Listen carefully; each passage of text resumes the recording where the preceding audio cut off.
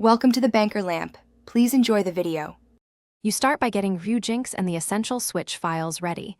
This is why you must use your own console dumps. First, install the latest Ryujinx build and place prod. Keys and title. Keys in the emulator keys folder because the emulator needs them to decrypt games. Next, configure the graphics backend, Vulkan preferred for performance, open GL as fallback, and set the game directory.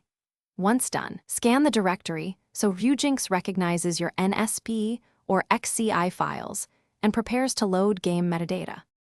Now you add your NSP or XCI files into Ryujinx and make sure each title appears in the game list. That tells you the files are valid. Then configure controllers and a profile. Map buttons, enable gyro if needed, and select keyboard or controller. Adjust graphics, resolution, full screen, aspect ratio, and enable shader cache to reduce stutter. For particular titles, tweak CPU thread count and set docked versus handheld mode. These tweaks, finally, you launch the game and watch Ryujinx logs for errors or missing content. Logs explain what to fix.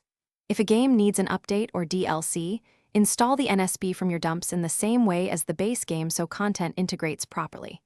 If you want mods, place them in the game's mod folder and enable them. If things go wrong, clear the shader cache and switch the graphics backend.